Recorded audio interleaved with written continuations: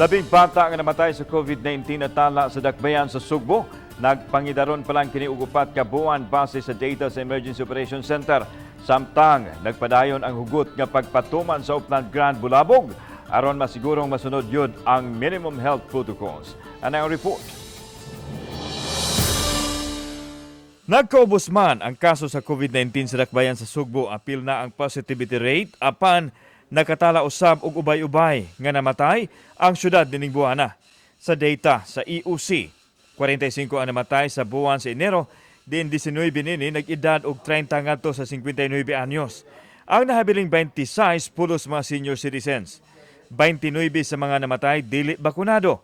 5 ang fully vaccinated ug 11 ang partially vaccinated. Gibutyag ni Konsehal Joel Garganera, ang Pangulo sa Cebu City EOC, nga adunay 4 ka buwan nga masuso nga namatay nga nagpositibo sa COVID.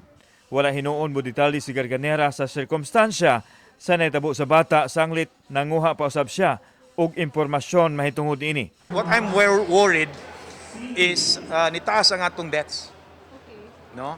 In fact, I will give you a report sa mga deaths na to. For the last week, medyo taas ang atong average daily, no? Naasay namatay na to nga pedya, no? 4 months. Yeah. Tungod sa COVID mo? Well, I still have to look unsa, but then nagka-COVID.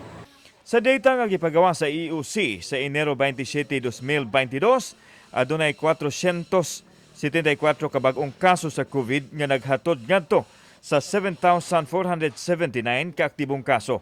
Samtang nakatala hinuon og 345 ka COVID recoveries.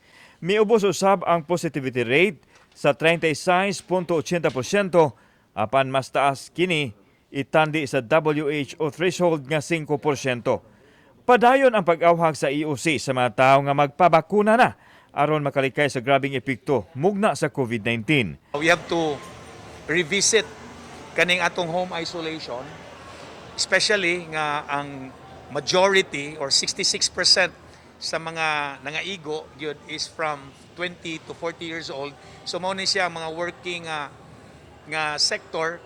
Samtang padayon ang hugot nga pagpatuman sa minimum health protocol sa Cebu City Police Office nunod sa pag-level up nila sa Upland Grand Bulabog. Adlaw o gabi na ang ilang pagbadlong sa mga protocol violators, ilabi na sa mga bata. Nabantayan hinuon sa kapulisan nga medyo nagkagamay na ang mga nasakpan nga milapas sa lagda. In the first day, few days ato ang implementation, so daghan gyapon tang nadakpan. But as of now, medyo nagkaubos considering medyo hingsunod na sad ang atong mga tao and they are already aware sa ato ang gibuhat. Kauban si Clifford Lumayag o Rod Prado. Ako si Alan Domingo. Balitang Bisdak.